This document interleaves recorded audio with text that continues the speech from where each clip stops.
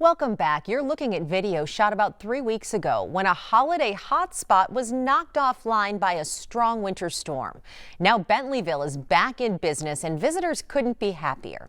The massive display in Duluth was just voted the best holiday lights display in the country by USA Today readers. But many may not realize how it all came to be. Boyd Hupert takes us behind the scenes with Bentleyville's founder to find out how it began and just how big it's become.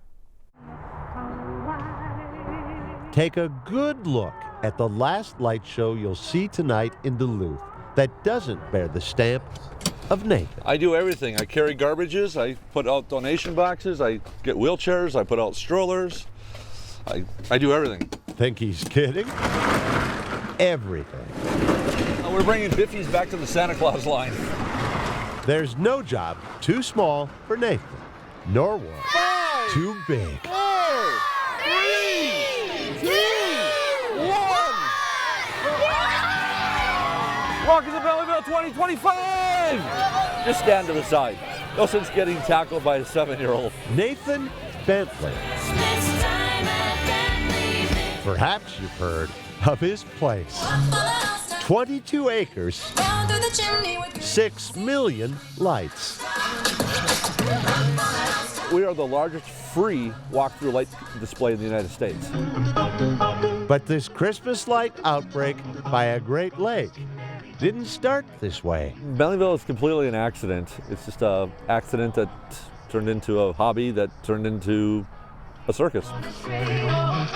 The circus was more roadside attraction in 2001 when Nathan put some lights up at his house before moving to another, where Nathan's growing passion ran afoul of his neighbors. The traffic was unbelievable. I mean, when you're on a first name basis with St. Louis County Sheriff's Office and the Minnesota State Patrol, you know you've drawn some attention to yourself.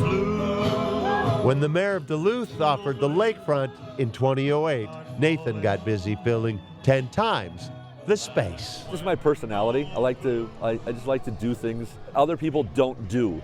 This is the tallest man-made tree in the United States.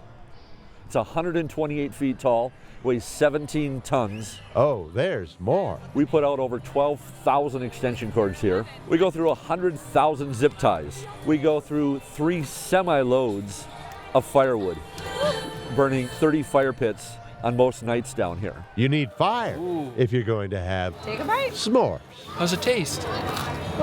We prepare for 350,000 people that come through Bentleyville each year. That's nearly 4 times the population of Duluth, with 60% of visitors coming from more than 100 miles Oklahoma away. Hundreds and hundreds of people online tonight. Everybody's got to see the big man. Merry Christmas. We have people that make their first date here, then they get engaged here, and then they turn around and name their dog Bentley after us. After which, they start bringing their kids. You know, these are pretty good even without me in them. Nathan Bentley can't take credit for every light that's on tonight in Duluth. During the holidays, it just seems like it. Boyd Hupert, KARE 11 News, Duluth. Well, these days, Nathan is assisted by 2,600 volunteers and lots of financial support from Duluth's business community. In the off-season, the self-proclaimed mayor of Bentleyville runs an emblem and screen printing company. Bentleyville will remain open every night through December 27th. Backup quarterback Max Brosmer took a break from football this week. On his only day off, he chose to show up somewhere unexpected. Not the practice field, but hospital rooms, where a short visit made a lasting impact. Morgan Wolf has more.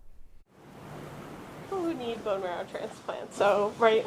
Yep, they're all Let's just either start. bone marrow transplant patients, they're either post-transplant. Okay. On a cold, wintry day, a visit How's it going? brings some warmth I'm Max. Hi. into these halls. Some of the patients that they've seen have been here for a very long time. Max Brosmer isn't a stranger to the University of Minnesota And then campus. this just goes around the back of you. This is fancy.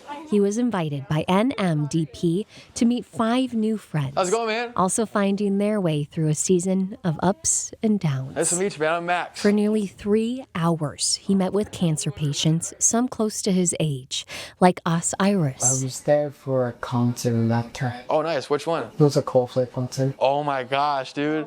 I've always wanted to see Cole play. Nurses say the impact I've never seen him light up before like that. is immediate. So it's just like very touching to like see the impact that just having just even a small visit makes on people's lives, puts them in a better mood and gives them hope for stuff. Did they do like the light show? For Brosmer, visits like this are deeply personal.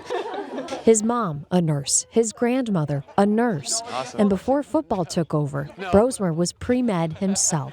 Doing my best. Then, just after transferring to the U, came a phone call. My mom was diagnosed with breast cancer last year. She's doing great now. My mom is probably the strongest woman that I've ever met, strongest person I've ever met. People he met Some good news, were also mothers. some positive numbers. Okay, that's awesome. Yeah, been very encouraging. Yeah.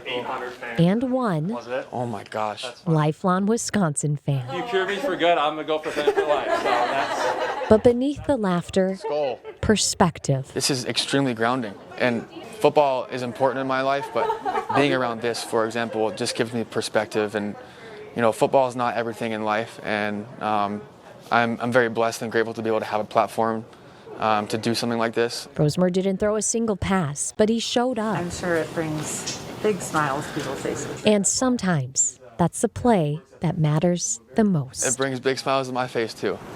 Keep up the good work. Go Vikes. Well, Brosmer's visit didn't end there. He also stopped by the NMDP Bone Marrow Registry tent on campus and spoke with students and athletes. Stay with us. There's more news and weather coming up after the break.